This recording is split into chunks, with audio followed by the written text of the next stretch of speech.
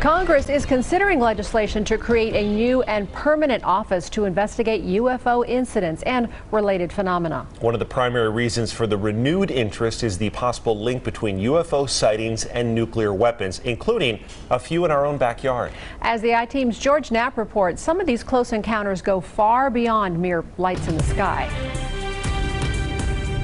The connection between UFOs and nuclear weapons has been documented as far back as the very first atomic blast, the Trinity Explosion in 1945, New Mexico. Since then, hundreds of former military personnel have come forward with reports of unknown craft buzzing nuclear tests, atomic labs, and missile bases. A group of former officers told about their encounters at a Washington news conference in October of this year. Investigator Robert Hastings has obtained hundreds of pages of once classified Pentagon files about these incidents and has personally interviewed more than 150 retired military officers about ominous encounters involving nuclear weapons. UFOs have routinely monitored our nuclear weapons going back decades. The national security implications are a major reason former Senate Majority Leader Harry Reid co-sponsored a once-secret UFO investigation overseen by the DIA. But the UFO nukes connection is much stranger than mere unknown craft in the sky.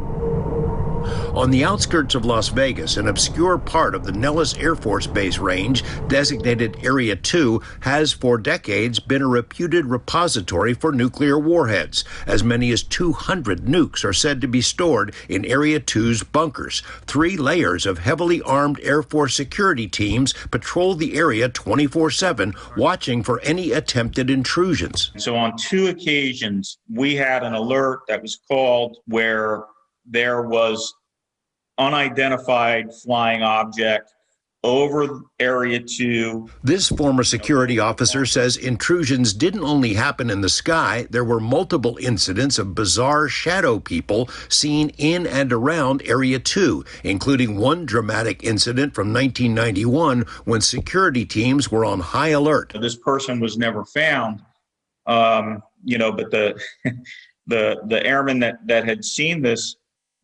person described them as being really tall, like 7 foot, and like I said, moving very fast. It was very strange. So when I got there, I was straight security. Another Area 2 security officer, Chris Cabrera, heard the stories of shadow people, but didn't know if they were real until he had his own encounter. And when I turned around, there was this black mass form. I don't know what you would call it. It looked like